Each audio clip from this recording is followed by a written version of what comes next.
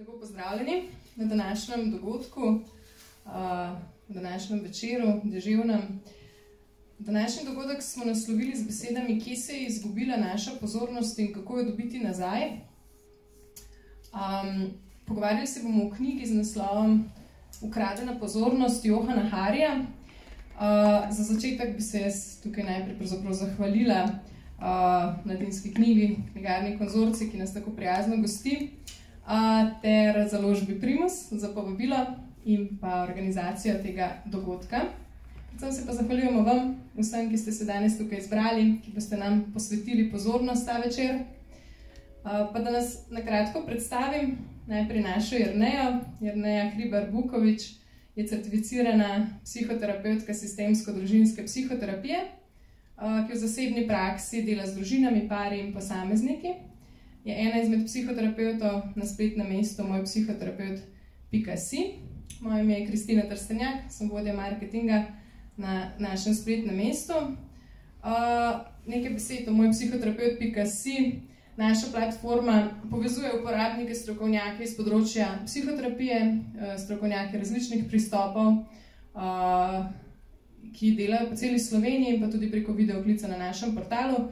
Sicer naš portal združuje koristne vsebine iz področja duševnega zdravja, lahko si prelistate našo revijo, preberete naše blog poste.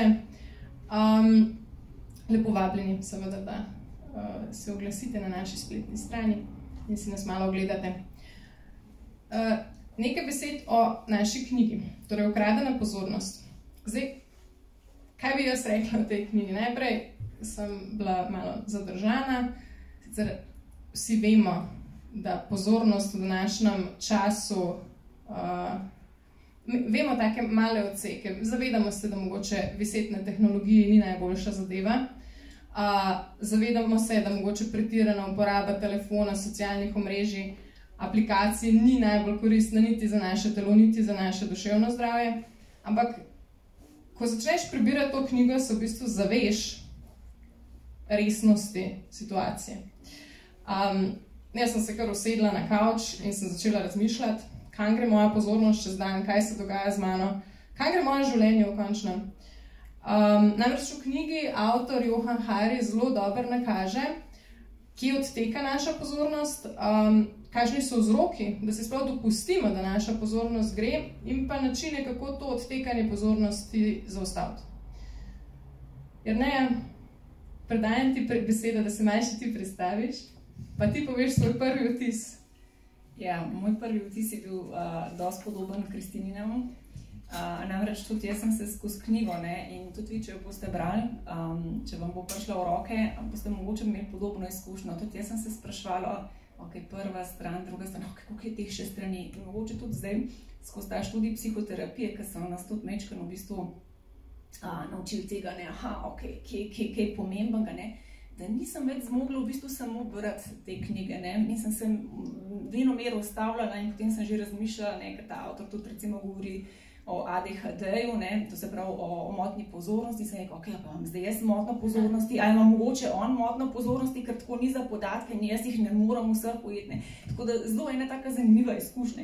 Če boste to knjigo brali, mislim, fantastično je v bistvu, kako skozi knjigo na praktičen način spoznate, kaj to je pozornost in kaj pozornost ni, ali pa kdaj vam uide. Zdaj mogoče se lotva kar tega, kaj pozornost je. Ja, kaj si sploh predstavljamo pa ta pojem? Ja. To je bilo eno tako vprašanje, ki so si ga zastavili, med drugim, da ga danes pojasnila, in potem sem rekel, pa kaj je, kako je pa on to, in je imel avtor, ima tako lepo metaforo. Ne bom čisto izdala, bom najprej šla okrog. To se pravi, predstavljajte si, da ste v Stožcah, da greste na koncert Magnifica. Če nekoga sabo vzamete, kupite karto, pa pol je tam še pijača, vmes nekoga srečaš, glasovi, šumi, imate toliko denarja, nimate tole, še tokle vam vrnem, na zeleni tribuni ste, potem se prebijate do zelene tribune, v spodi ženi skačejo, žubori vse, mečken se, luči so še prižgane. In potem v enem trenutku pride žaromet na oder. In kar naenkrat vse potihne in si se tako malo alert. In tu je pozornost. Avtor pravi, pozornost je soj žarometa. Nekam, kar usmerimo, nekaj, na kar se osredotočimo, v tem primeru na Magnifica, ki prihaja na oder. Mogoče tudi danes lahko to izkusite. Vzuni se marsikaj dogaja. Tam v zadnji neki šumi, ampak vi ste pa tukaj. Tu uro ste tukaj. Tu je ta pozornost. Ena izmed pozornosti, ena izmed vrst pozornosti. Mogoče zdaj najbolj očitno vprašanje, oziroma prva misel, ko jo tudi govorimo o pozornosti, je torej vpliv novih tehnologij. Toskrat, ko se danes pogovarjamo o motilcih pozornosti, kako te številne nove pravzaprav tehnologije, vedno znova nekaj, vplivajo na to našo pozornost? Tudi tukaj si bom malo sposodila iz knjige, ampak noter je metafor še veliko, tako da vsega vam ne bom izdala, sigurno. Ampak mi je lepa, predstavljajte si, da ste žejni. In mi smo žejni, dogajanja, stikov, dražljajev. In potem se postavite, da bi pili. Ampak tam ni kozarc, tam ni pipa, tam je hidrant in leti tista voda. A res lahko zaobjamemo vse tisto? Ne moramo. In tako nekako zgleda v bistvu naše današnje življenje. To se prav polno imamo enih dražljajev, od socialnih medijev do hitrih, pa ne samo to, mogoče smo res fokusirati, da socialni mediji so zdaj vsega krivi. Ne, imamo hitre službe, želimo se biti uspešni, želimo se družiti, ne smemo nikjer manjkati. In vse to v bistvu prinese zelo veliko dogajanja in zelo veliko dražljajev. In nam je po eni strani fino, fajn biti noter v temu in se vrtimo, in zmoramo še več in še več, ampak nekje je meja naše sposobnosti in nekje je cena, kaj za to plačamo.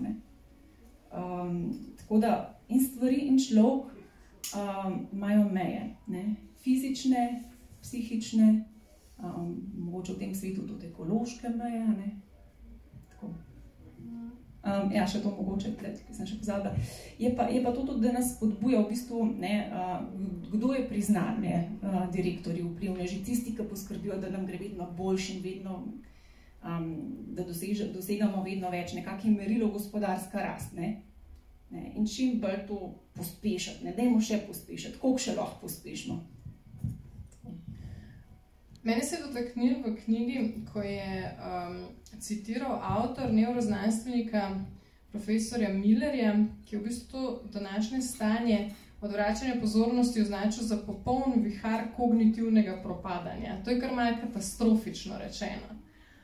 Ampak po drugi strani pa razmišljamo toliko hitrej, koliko časa imamo še tisti attention span, 6 sekund ali kako že, toliko dolgi so pa TikToki in tako naprej.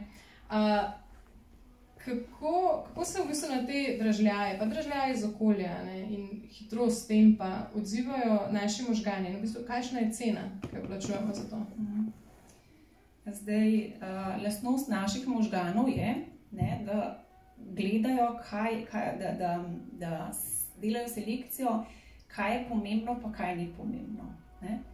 Tukaj vam bom dala čisto en konkreten primer, ki sem ga tudi zapisala v recenziji te knjige. Kaj vidite, recimo tako, kaj je relevantno? Zdaj, ko tukaj sedite, vidite mene, vidite Kristino, ampak če malo poškljite takole, kaj jaz, a vidite svoj nos? Ga vidimo. Ampak, ko se pa takole gledamo, ga pa možgani pobrišajo. Ni relevanten, zato ker je konstanten, ker nič ne doda nobene vrednosti, reče, tega ne rabiš in porežejo.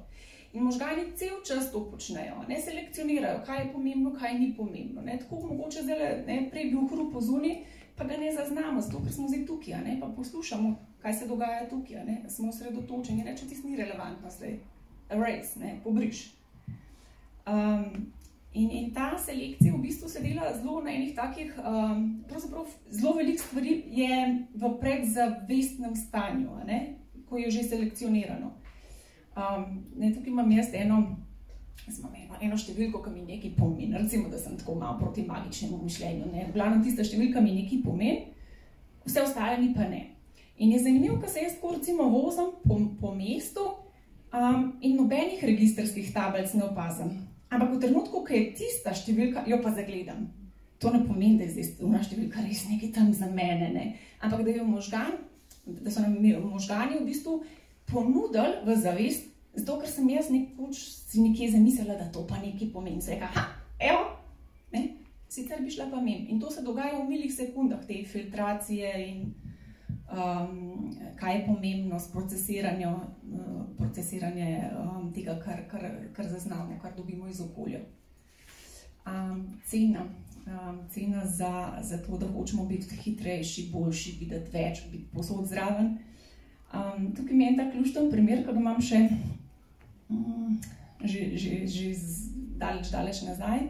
Moja računovodkinja mi je enkrat rekla, veš, obstaja en trikotnik, ne? Hitro, poceni, kvalitetno. Lahko imaš hitro in poceni, ampak ne bo kvalitetno, ne? Lahko imaš poceni in kvalitetno, pa ne bo hitro, ne? In tudi tukaj, ne? V bistvu, če hočemo kvaliteto, se moramo počasniti.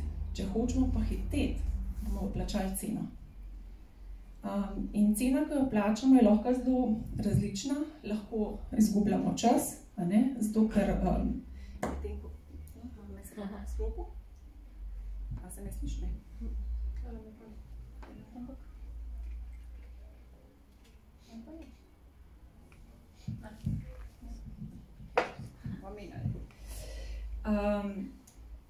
Izgubljamo čas, ker medtem, ko naši možgani, mi mislimo, da multitaskamo, ne? Naši možgani ne multitaskajo, naši možgani zelo hitro preklapljajo, ne? In če imamo mi več tega preklapljanja in pozornost izgubljamo čas, ne? Porabimo vsakič, ko ne gremo iz tega na eno drugo nalogo, v bistvu se moramo ponovno resetirati, recimo tako. Recimo tako, da resetirati, ponovno orientirati, ne? In to vzame pač čas. Ker takole preklapljamo, se tudi velikrat zmotimo in potem porabljamo in se spet to, ne? In spet izgubljamo čas, zato ker popravljamo. Potem v bistvu nam peša spomin in nam peša naša ustvarjalnost. Spomin zato, ker imamo energije in kapacitete toliko, kar jo imamo. In spet, ne, kar je pomembno, ne, kar bomo mi določili, da je pomembno, mogoče bo ostalo, kakšna stvar bo šla. Vsega ne moramo imeti, ne moramo zbrati, to je cena. Ustvarjalnost pa zato, ker zato, da imamo ideje, rabimo čas. Rabimo imeti en prosti tek, da se nam to, kar že vemo in znamo, da se nam nekako sestavi, da se nam porajajo potem nove ideje. Ne moramo delati skozi operativno, ne, vseh stvari in potem biti zdravo še kreativni. It doesn't work. Te izgube, ne, torej izguba spomina, izguba kreativnosti. Potem, ko enkrat prebereš to knjigo, ali pa mogoče se vzameš čas, pa prebereš, pogledaš dokumentarni film, mogoče ga kdo pozna, The Social Dilemma, če si bil na Netflixu. Te in podobne stvari nas precej šokirajo lahko, ne.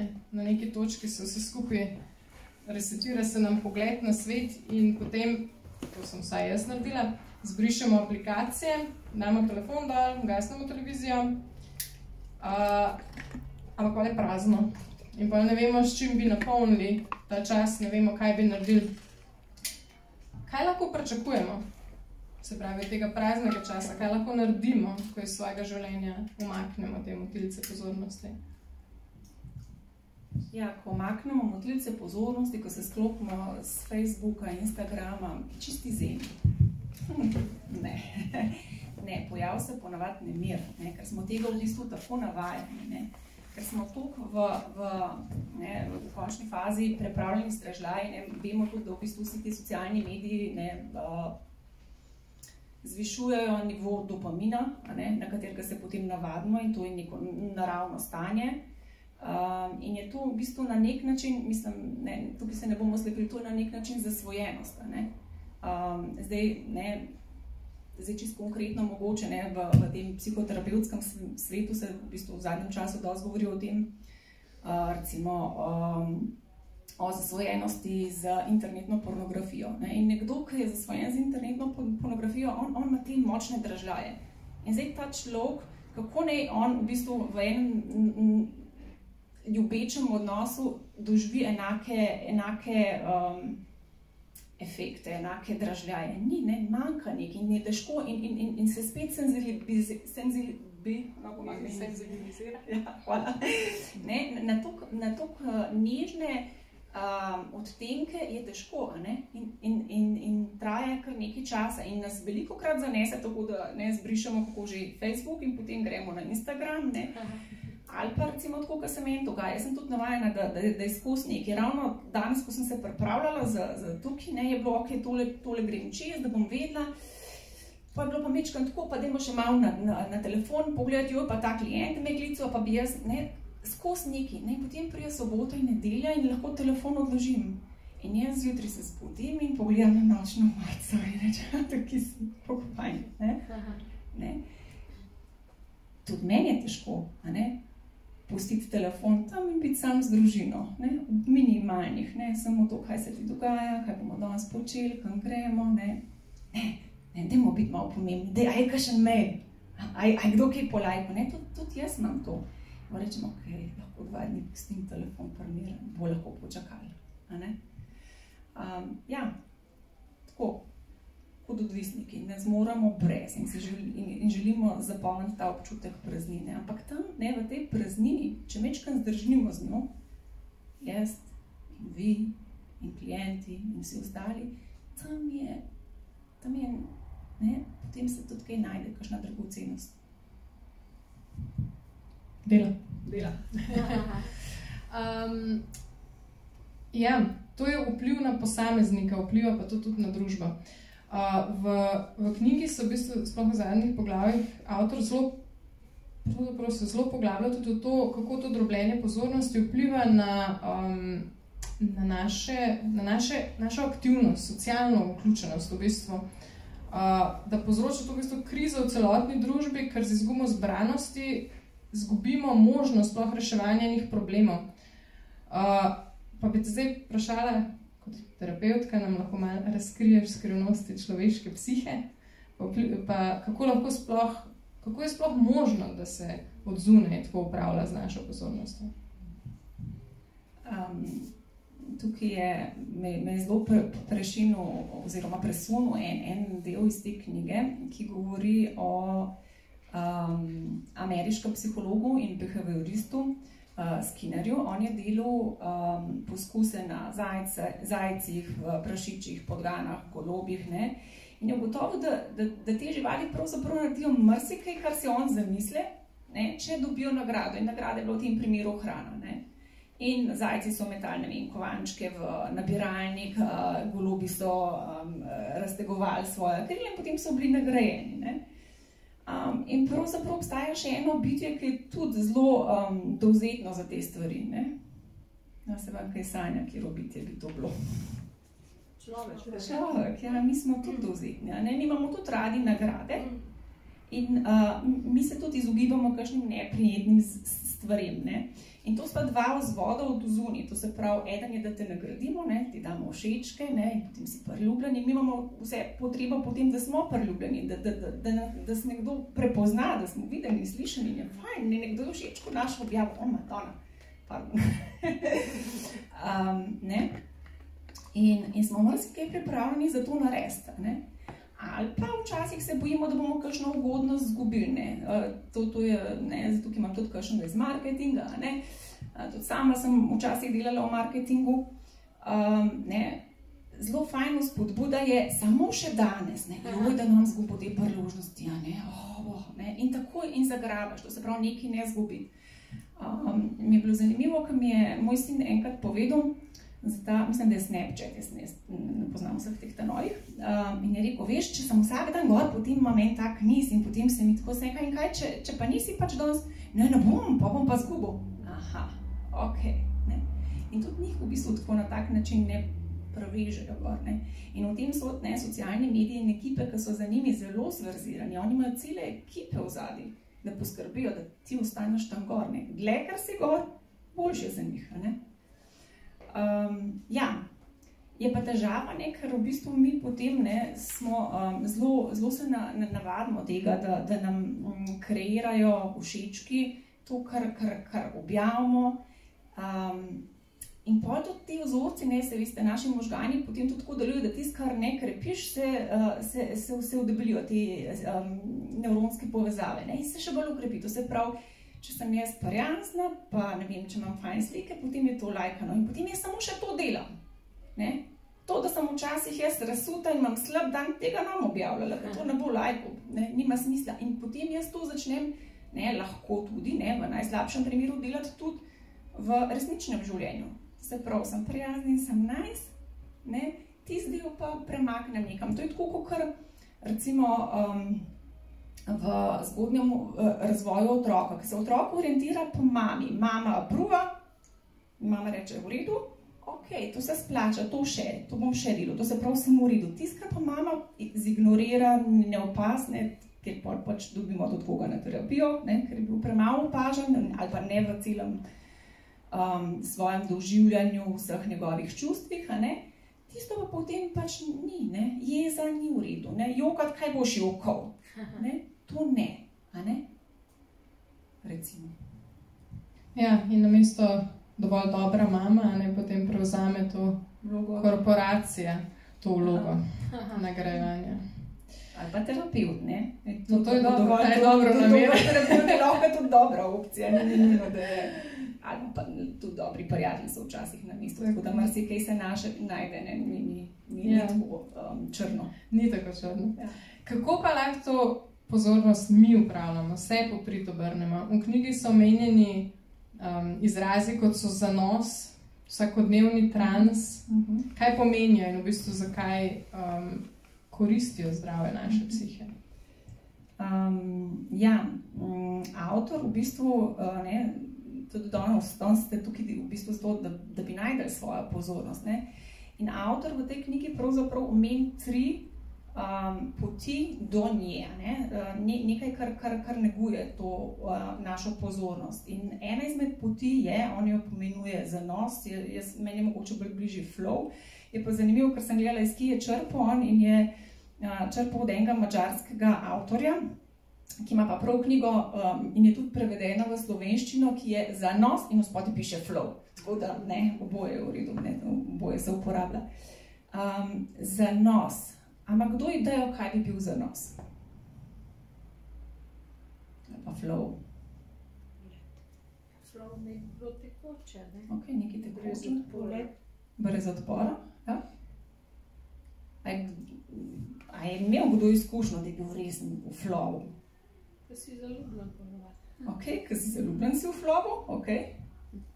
Ja, še kdaj? Znemirjenje, ne? Ok, znemirjenje, ok. Notranje motiviran za nekim, takrat samo žena. Zelo dober, ne. Mogoče je to, tudi to je v redu, ne, vsak ima zdaj mogoče tudi eno svojo, ne, izkušnjo, ne.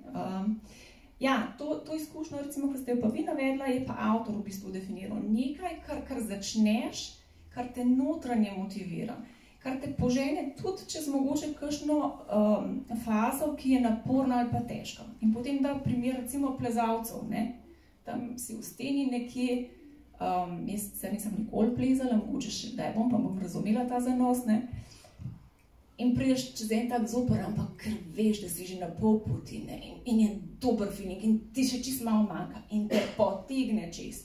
In pravzaprav pozabiš, a 2 ure plezaš, a je že 3. ura zdaj se začela noci. To je ta zanos, ne.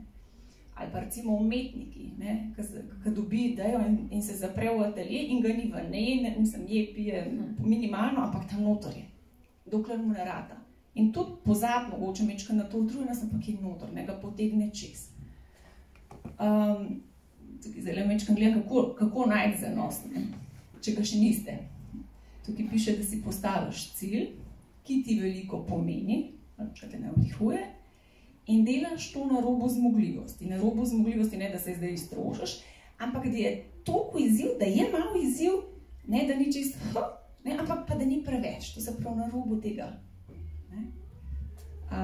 Tako da to je ena pot, recimo, ne, se lahko opazujete, kdaj vas tako potegne, ne, pri kakšni stvari, a je to, ne, slikanje, a je to glasba, risanje, karkoli.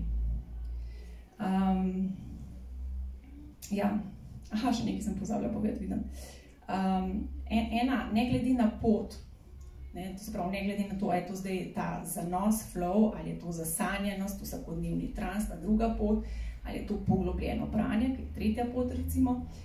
Bistveno pri osredotočenosti je, da stopimo korak nazaj, da upočasnimo. Ne.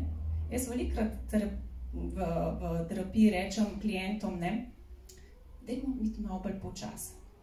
Tam se več dogaja. Ne. Lahko pa samo govorimo, pa ni efekta. Ne.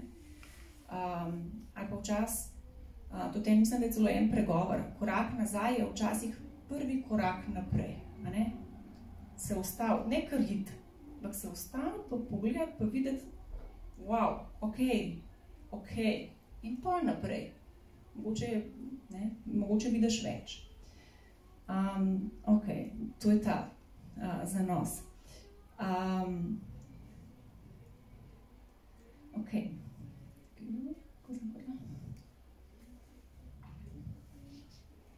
Vsakodnevni trans. Ja, ne, še veš, kaj tele najstnike še gledam.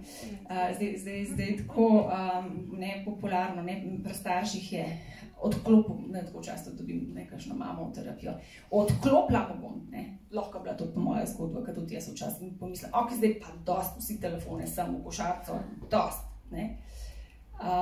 Ja, ni samo v tem, ne, da najdejo osredotočenost ali pa pozornost, da jim vzamemo, ne, da jim prepovemo stvari, ampak da najdejo, ker pol nastopi ena taka praznina in pol veva, kaj je pri praznini, ne, hitro poiščemo kaj drugega, nadomestnega, ampak da krepimo mogoče ta del, ne, stvari, ki jih lahko počnemo, stvari, ki nam, da damo na pašo, to bo to zdaj, ki bom povedala v nadaljevanju, to se pravi ta vsakodnevni trans, in pa, da vzpodbujamo otroke, da najdejo nekaj, kar jih veseli, nekaj, v čemer bojo pozabili na čas, ne. In bomo že mi spomnili, kako bojo naloge za nares in tako, in spaditi, ne. Tako da ja, 2 poti. Kar se pa tiče zdaj te druge poti, ne, to se pravi zasanjenost, oziroma jaz rečem temu vsakodnevni trans, ker sem tako naučena, avtor prav zasanjenost. To je pa, ko pustimo možganom našim, da mečkam prosto tavajo, da ne počnejo nič. Ne, že Freud na Dunaju, ne, a ste bili kdaj? Je bil kdo v njegovem stanovanju še ne? Ne? Ok, on je imel to sobo za pač pacijentov, on jim je rekel pacijenti, in na eni strani so bile knjige, pa potem se ti kavč in tako, na eni strani je bilo pa okno in to okno je gledalo na dvorišče in na dvorišču je drevo. In Freud je velikokrat sprejel pacijenta in gledal čez okno. In je vse slišal in je najmanjše nianse pri pacijentu začutil. Ker mogoče, če ga skozi sprašval in bila skozi v kontaktu in tako in bi to bilo zelo hitro, ne bi.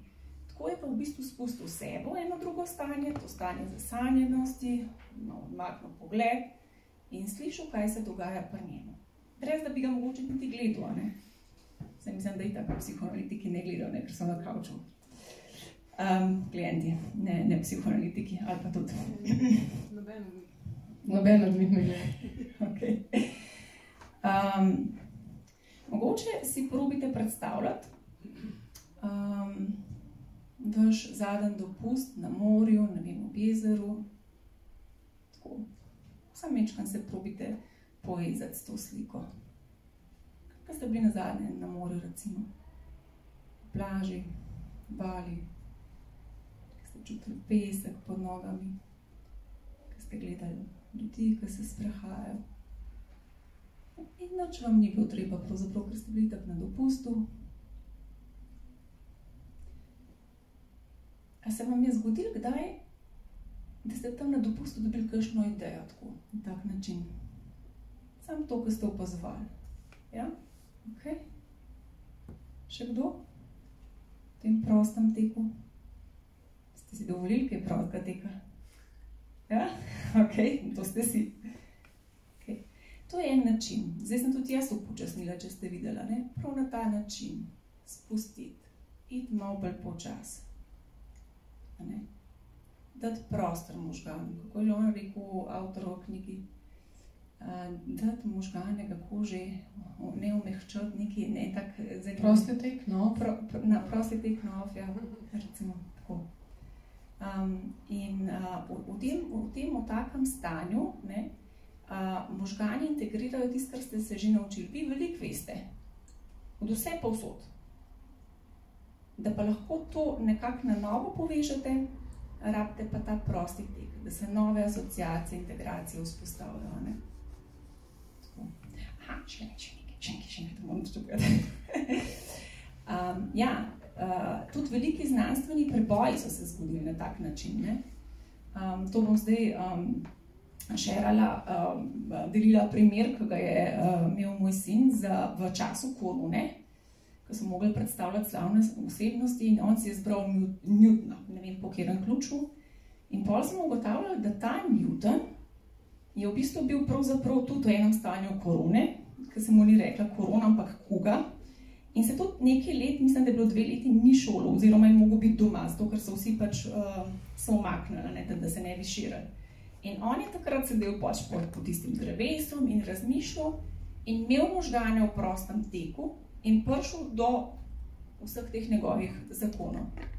Ker če bi hodil v šolo in bi bil zelo operativen, mogoče ne bi. Zanimivo.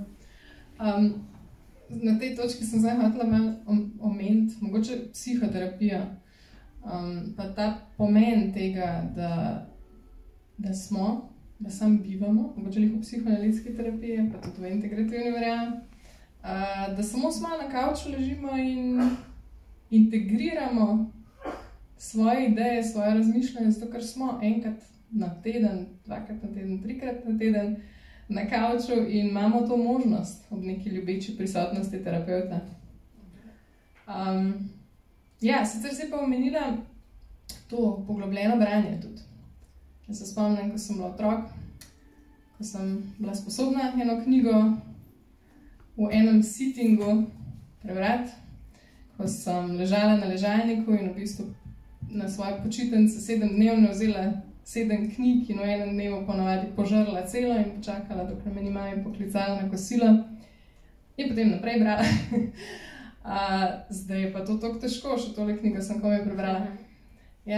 In sem te hodila vprašati, kaj se v bistvu dogaja ob tem poglobljenem branju in zakaj mogoče danes to toliko težje naredimo? Zdaj to, da vedno manj beremo, je hkrati vzrok in posledica. Ne? Ker manj beremo, imamo manj pozornosti, potem še manj zdržimo, pa hkrati tudi v drugo smer. Ne? Zdaj, če beremo poglobljeno, potem pomeni, da to beremo linearno, počas, potrpežljivo, se potopimo. Mogoče tukaj tudi ena priložnost, da ta začetni uvod naredimo, da zdržimo tistih par strani, tako kot vidim pri tej knjigi, ker potem te pa potegne in potem si noter. Tako kot sem prej omenila, recimo pri nas na študiju terapije je zelo veliko bilo poudarka skozi vsa leta, pa psihiatrija, pa teorija osebnosti, pa psihopatologija in zelo. In potem sem se jaz res navadila brati takole, tole, dobro, to, simptom, znaki, dobro, vemo. In sem se tega zelo navadila, tako me je zdresiralo to. Pa bilo pa tako dobro, ko smo pa zaključek naredili, je pa rekel moj supervizor, veš, zdaj lahko pa mogoče malo pozabiš te tehnike, pa teorije smo. Kako to misliš? Veš, zdaj pa, če boš res hotela svoje kliente razumeti, ber Dostojevskega. Ker potem boš čutila te emocije, potem boš imela širok spekter doživljanja. Tiste tehnike že imaš spravljene tam. In točno to se zgodi, recimo, pri branju knjig. Mi doživljamo, jaz sem doživela tega avtorja in sem se spraševala, kaj je z njima, ima ADHD-ja, nima ADHD-ja, tako slikala sem si ga, kako je on v bistvu telefon odklopil, pa mail odklopil, pa kako je bil živčen, čutila sem to njegovo zgodbo, skupaj z njim. In to nam da to poglobljeno branje.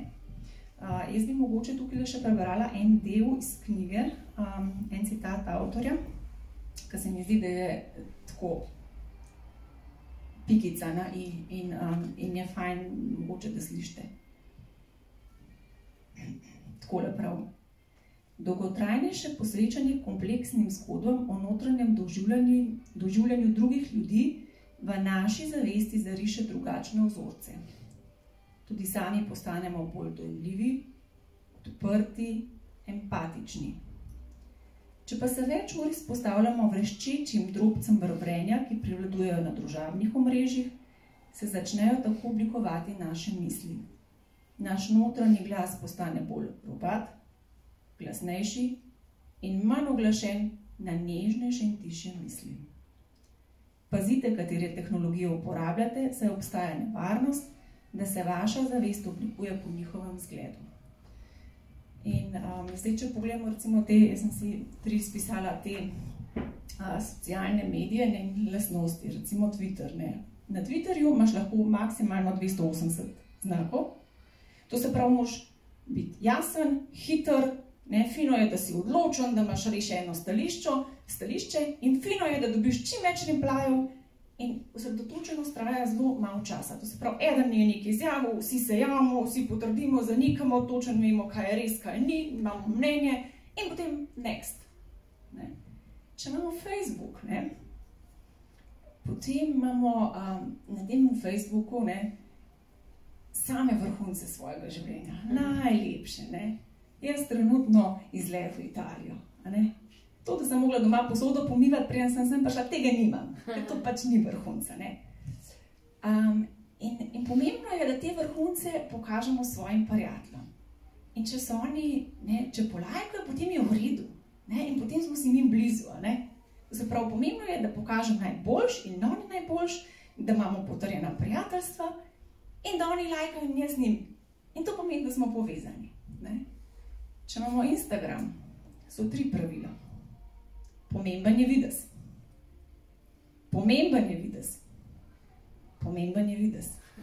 In podpravilo, drugim mora biti všeč naš videz. Okay? Ja, in to nas mečkam predrugaš potem, ker to začnemo uporabljati. Ne? Če imamo eno mejo, pa je ok, ne? Če pa to pol še v real life prpeljamo, bomo drugače. Tudi prej si že omenila, da in socialno mreže in druge tehnologije v bistvu služijo od tega, da imajo našo pozornost, da tam se zadržimo čim več časa, na Snapchatu, da smo vsak dan, na TikToku, da smo več ur, na Instagramu, da je čim več slik, pa čim več lajkov. In v bistvu korporacije od tega služijo, njim v interesu, da bi skrbeli za naše duševno zdravje, ampak je bolj v finančnem interesu, da ostanemo tam. Kako to ozaveščati pravzaprav vsak dan, pa kako se izogniti tej manipulaciji? Zdaj, čist se ne moramo izogniti, ker, tako kot sem prej rekla, vsi ti mediji imajo zelo podprte ekipe strokovnjakov v zadnji, ampak mogoče pa jih lahko mečkaj razkrinkamo. Zdaj, največji trik vsakega čarodeja je, kako peljati naokrog tvoja pozornost. In oni to obvladajo. Najprej prideš gor, rečeš, ok, bom pogledal samo novice tega dneva in potem ugotoviš, da se je nekaj zgodil in da pa greš pogledati, ok, pa ta ver, če ni mogoče relevanten, pa tam, pa imaš pa še imaš tam še podobni, ja bom še to prebral in kar naenkrat si tam gor ure in ure in sploh pozabiš, kaj je bila prva stvar, kar si gor, po katero si prišel. To se pravi, ta ustvarjanje zmede je ena izmed stvari. Če boste imeli čas pa voljo, si lahko pogledate, meni zelo en tak zanimiv, lahko si tudi zapišete, nam ga je pokazal profesor, mislim, da v 1. letniku na YouTubeu. Naslov je Color Changing Card Trick. A je kdo že gledal to? Si gledala? Okay. Kako zanimiv je, mi gledamo tiste karte in tja je peljal našo pozornost. In med tem se vse okrog spremeni, ampak mi tega ne vidimo. In tako v bistvu dobri čarodeji ali pa zverzirane ekipe vodijo našo pozornost. In mi sledimo. In zdaj, če vemo kakšne te trike, potem mogoče malo prej se umaknemo. Je pa to težko.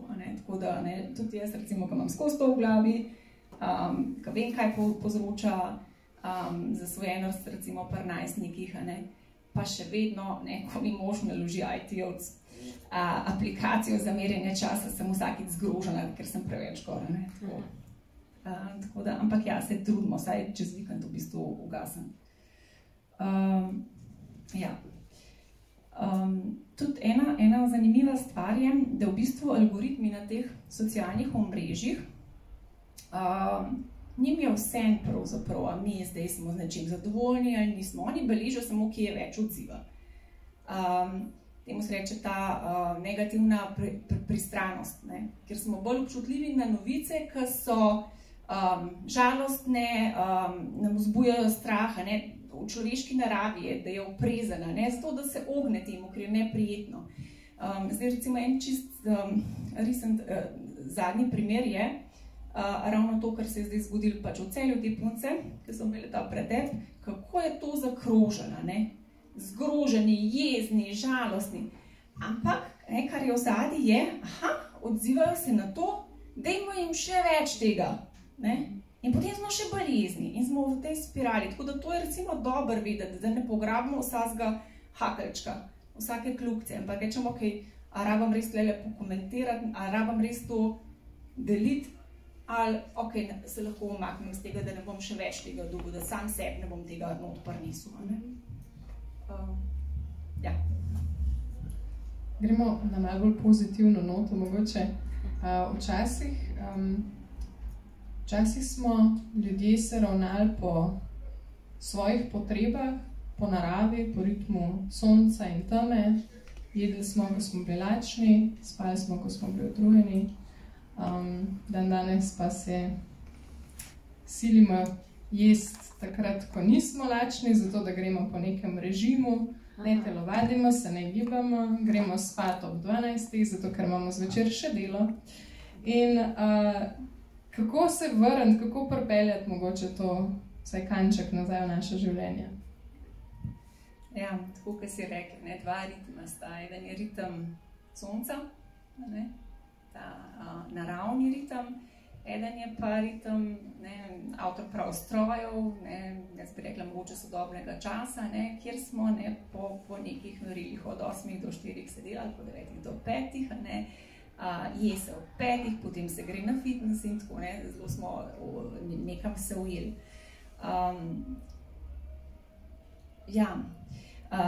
Zdaj, mogoče tudi to spanje me zdaj mogoče malo nagovorili, Takrat, kadar mi spimo, ne trošimo.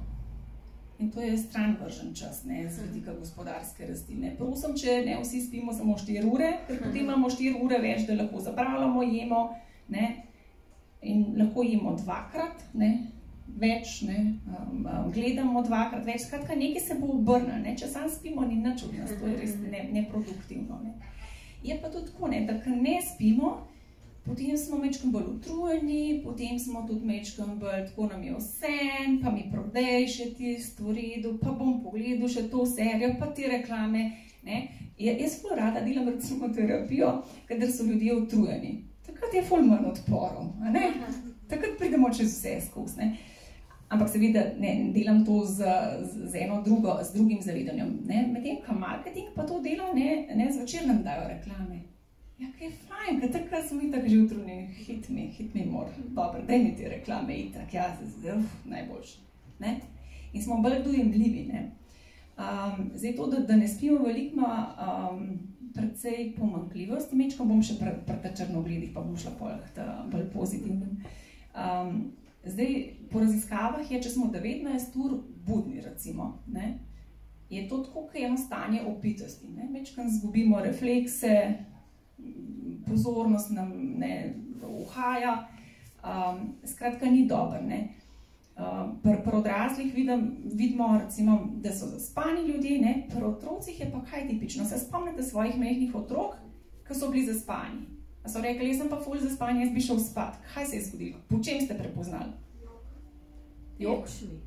Tečni, razdražljivi, dost je, toliko enih impulzov ne moram več, In to je mogoče tudi nekaj, kar lahko opazimo recimo v generaciji zdajšnjih recimo najstnikov. Ta hiperaktivnost, ta mogoče ta izvor, ena veja izvora tega ADHD je mogoče ravno to, preveč impulzov, ne vem, kam bi se obrnem, mir rabim. Zdaj imam v glavi mogoče eno osebo, ki je prav rekla, koliko je fajn, pač umaknila se je iz enega malo bolj hektičnega okolja, nekam bolj, koliko je dober, koliko je zdaj lahko razmišljam, koliko mi je fajn, koliko je lažje dihati, še vedno mogoče ni super, pa popolno, ampak ja, je lažje. To, da ne spimo, pomeni tudi seveda spet to, da nam spomin peša in pa da telo preklop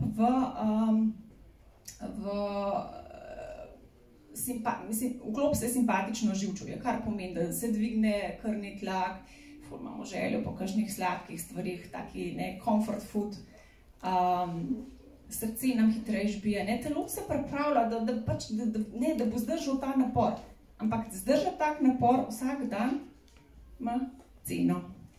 In če nočemo, da plačujemo to ceno, je fajn, da se majčkeno vrnemo od tega ritma strojev, ritma sodobnega časa, od tega, da se zjutraj zbudimo z eno kavo, zvečer vzamemo melatonin, da zaspimo, da gremo mogoče majčkeno k ritmu sonca, kakor nam pač uspeva, da nismo zdaj pri tem zelo striktni in sami sebe bičamo, ampak da smo tako sočutni, da se približamo. Zdaj ritem sonca, recimo, kot opisuje ta avtor, pomeni, da se zjutraj ljudje zbudijo, ko je svetloba in grejo spat, ko sonce zahaja. In zelo zanimivo mi je bilo, tega pa nisem vedela, da v bistvu, ko sonce zahaja, ima telo še zadnji naval energije. In to je zato, da prideš varno domov. Tako da, ko mi ugasnemo luč, zdaj v zdajšnjem času, ko umaknemo svetlobo, in pa se uležemo v posteljo in ne moramo zaspati in smo vsi nebirni. To je ta naval energije, ki ga moramo še počakati. To je namenjeno temu, da bom jaz varno prišla. Jaz sem sicer že varno doma, ampak telo tega ne ve. In še to počakati. Zato je fajn, da sklopimo predvsem to modro svetlobo vsaj 2 uri prej, preden gremo spat, da imamo mogoče malo bolj hladen prostor, ker to je tudi povezano z naravo, zvečer je hladno, telo se ohladi in potem zaspijo. To je tudi signal z telesu, prišla je noč, lahko spustim. In pa da umaknemo telefon, da nismo skozi, da ni skozi to stanje pripravljenosti. Pa da izklopimo zvok na telefonu, da ne cingla sredi noči. To tudi. Omenila si ADD, ADHD, to so diagnoze motnje pozornosti, ki so v zadnjem času precej v porastu. Kako ti dražljaji vpliva, kako ta prenasičenost dražljaji vpliva na diagnoze? Zdaj v tej knjigi in pa v knjigi, ki prihaja, in sem zelo vesela, da bo Primus, da jo je že prevedel in da je že išla. V naslednjih dneh. V naslednjih dneh, Raztreseni umja, od Gabor Mateja. Jaz jo berem še v angleščini, se pa povezuje pravzaprav tudi s tem delom v tej knjigi, to se pravi v Ukradeni pozornosti, kjer pravzaprav oba avtorja predstavljata ta ADHD, dolgo časa je bila v bistvu, oziroma še vedno traja ta debata v ZDA in po svetu, a je ADHD, a je ta motnja pozornosti nekaj genetskega, ali je to nekaj, kar izvira iz okolja. In zdaj po zadnjih raziskavah je 20 do 30% genetska, s tem, da te geni se vklapljajo glede na okolje. Skratka, kot ena prilagoditvena. In zdaj, če pomislite vse to, kar smo danes našteli, toliko enih dražljajev, ki jih mora telo in naša psiha sprocesirati, se mora nekje poznati. Število diagnoz se je povečalo v ZDA od leta 2003 pa do 2011 za 43%, kar je ogromno. In hkrati je ta trg tudi vreden, glede zdravil, mislim, 10 milijard. Se pravi, tukaj je tudi mogoče ena stvar, na katero moramo biti pozorni, ker potem se ta motnja se dostakrat zdravi pač z zdravili, z Ritalinom ali pa z Adderallom. medtem ko bi lahko v bistvu naredili to tudi na drugačen način, tako da bi šli mogoče mečkam bolj na ta ritem sonca, ne, pa pri otrocih na več gibanja, pa na zdravo hrano, ne, brez sladkorja in tega, ne, recimo. Znam še kaj? Vedno se še kaj lepega najde. To mi je bilo lepo. Mislim, ni lepo, ampak mi je pa tako dalo za misel. V knjigi opisujejo v bistvu primer veterinarske prakse Nikolasa Dodmana. To je bil pač veterinar, ki je predpisoval psihoaktivne snovi živalim. Ne? In prišel je nekdo, ki je imel psičko, ki je lajala in preveč jedla, ne? Ker jo je puščal doma. Ne? In potem je dal, v bistvu veterinar je dal, kaj je dal Ritalin? Ja, ker da psička je imela tudi motnje, verjetno ADHD. In ona je bila v redu potem, ni več lajala, ne? Oziroma ni več toliko jedla, še vedno je pa cvila, kadar je mogla sama doma ostati. Potem so konji, ki so zaprti v hlevu, recimo potem prežvekujejo te jasli lesene. Ne. Seveda ta les, ki pojejo, ne, potem jih boli in se grbančijo in hropajo in tako. Ne. In so jim predpisali en opioid in so se relaksirali konji, ampak še vedno so bili v hlevu. Ne. In potem je ta polarni medved, ki tam skozi krož po živalskem vrtu v Kanadi, ne, ja, da je mu Prozac. In on je super zdaj. Še vedno je tam noter zaprt.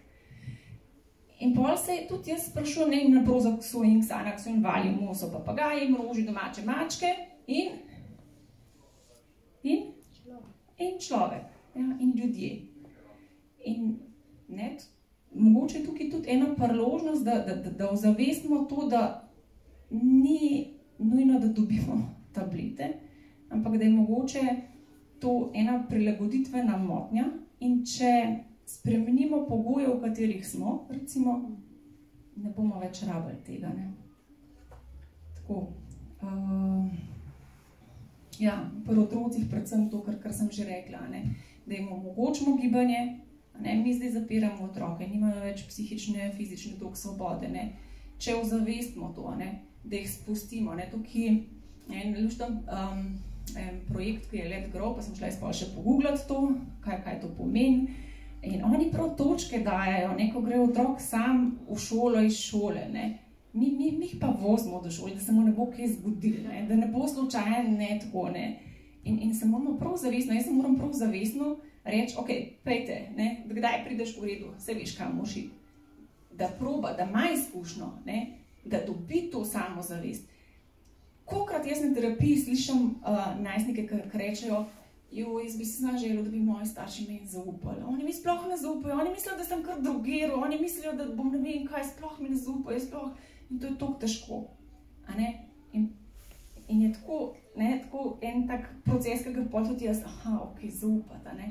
Še bolj to ne zaupati. Ne? In pol prijo starši, jaz mislim, kaj pač se mu kaj zgodi? Ja, lahko se mu, lahko ga kaj usere, lahko naredi kakšno napako, ampak on bo imel to izkušnjo. Ne? In velja za njih, in velja za mene kot mamo, recimo, pustiti otroku izkušnjo. Nima smisla, da je v svetu brez tega, ne? Da mu jaz vse pripravim na gotovo jelo. Ja, to se pravi, gibanje, hrana tudi je pač zelo pomembna v smislu, ne te tok predela, ne, ki nas tako najprej ful stimulira, potem smo čist, ne? Do teh v bistvu kemičnih motilcev, ki so zdaj čim več, kolikor pač nam dopušča, da se lahko poslužujemo pač drugačnih alternativ. In to, da jim dovolimo otrokom, da se strašansko dolgočasijo včasih in da pol tam v tistem dolgčasu najdejo nekaj, kar bi počeli. Kaj pa naredimo poleg pomoči otrokom, da obrnemo ta trend porasta diagnoz? Spravi, povedala si že nekaj, kako lahko pomagamo kot starši, kako pa lahko še sistemsko podpremo starše, mogoče tudi pri tem? Zdaj starše podpremo predvsem mogoče s temi, ja, tako kot si rekla, sistemskimi ukrepi, ne, to se pravi finančna varnost, pomoč pri nasilju, ne, pravna pomoč, tudi varne hišne in podobne zadeve. Tudi, to, da imajo oni v bistvu stabilne razmere, ker če imajo starši stabilne, če starši nimajo stresa, potem ne, to ne prenaša na otroke, ne, imajo otroci bolj. Ja, in pa to, da če v bistvu se starši včasih potem soočajo s kakšnimi svojimi stiskami, ne, iz svojega, ne, pač vsi nekaj nosimo otroštva, da si tudi oni poiščejo pomoč, ne. Zelo velika test, recimo, kadar delam z najstniki pa z otroki, povabim potem starše. In običajno z njimi imam več dela kot pa z otroki. Ne? In potem, ko se pri njih to mogoče mečkam zmehča, ker oni prepoznajo kakšne stvari, okej, se to pa res mogoče, mene pa mogoče preveč strah, tukaj pa lahko spustim in potem se pač pri otroku tudi. Ne? Tako da tudi starše kdaj povabimo v terapijo, čeprav pridejo zaradi otroka in rečejo, zdaj ga pripelju, ker z njim ful nekaj druga info mu je težko in ocene so ful slabe in tako. Ja, tako, kaj se dogaja, ne?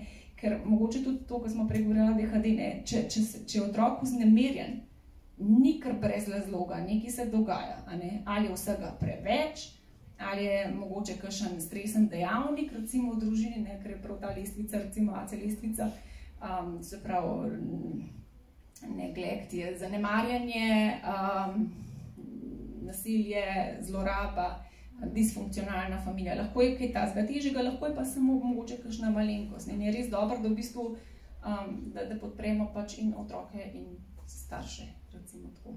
Da se obravnava celotno družino. Ja. Jerneja, bližava se zaključku. Mogoče, da se za konec obrnemo k proaktivnosti. Katere veščine nam lahko pomagajo, da spet se obrnemo k sebi, da se osredotočimo na svoje življenje v individualnem smislu, pa kakšna je lahko naša aktivna družbena drža. Aktivna družbena drža je, da izbiramo, kjer lahko izberemo. Zdaj, če imamo možnost, recimo, spet se bom vrnila mogoče k socialnim medijom, ali vzamemo nekaj, kar je zelo zastonkarskega in je polhan enih pop-upov, ali mogoče nekaj, kjer moramo kakšno naročilo plačati in dobimo eno kvaliteto in konsistenco in mogoče malo eno večjo dodano vrednost. To je tako kolektivno. Ja, tudi mogoče kakšna politična drža, čeprav tukaj zdaj mogoče nimam kakšnih konkretnih zdaj, razen to, da te družinske socialne zadeve. Na individualni pa, to se pravi pozornosti, nekako osredotočenosti. Pa to, kar smo danes govorili, ne? To se pravi, da si vzamemo čas, da vsak dan malo sanjarimo. Ne smo vsak dan tako mečkam v tem prostem teku. Da poiščemo stvar, ki nas res veseli. Ne? In se pustimo kakšen dan za to. Če pa vikend, pa vikend. Da beremo. Zato smo danes tudi mogoče tukaj teka beremo. Da zdržimo te impulze. Jaz dostakrat rečem, pogled na telefon. A lahko 10 minut, bom čez 10 minut. Da odložimo, da se naučimo odložiti in da nam to postane navada, da lahko odložimo, da ne rabimo trzniti na vsako stvar, takoj odgovoriti. Da si mogoče strukturiramo dan, delovni, da ne gledamo skozi te pop-upe, ne vem, kako se v slovenščini reče, ko pride eno sporočilo, imaš notifications na ne, da vsakič, ko zapiska, ok, mail, zdaj bomo pa odgovoriti, ampak da imaš mogoče 1 uro v dnevu, ko odgovarjaš, ostalo imaš pa, ne vem, ali pa 2 ure, zjutraj 1, pa popoldne 1, vmes imaš pa working time, kjer delaš, kjer si v procesu, da tvoji možgani ne preklapljajo skozi. Še kaj tazga, kar sem, da se spoprijateljimo z dolg časom. Da mi je tudi všeč. Pa drug z drugim, da gremo na kavo brez telefona, da ga pustimo v torbici. Da ga pustimo v torbici. Challenge accepted. Ja, to približam. je nekaj, kar mogoče lahko vsak od nas naredi. Hvala, Jerneja. To je bilo zelo zanimivo. Moja pozornost je bila čisto na tebi in upam, da tudi vaša. Hvala za 1 uro časa in vaše pozornosti. Vabljeni, da si ogledate našo stran, si mogoče pozorno še temu posvetite. Mogoče si ogledate Jernejo, njen profil, mogoče se zglasite v njeni pisarni. Še enkrat hvala Primusu za to priložnost. Bilo je prijetno. Še mogoče zadnjo besedo predam Jerneji, potem pa vsem zaželimo lep večer. Poiščite pozornost, prvoščite si jo, pa upočasnite. Boste videli pa doživeli več.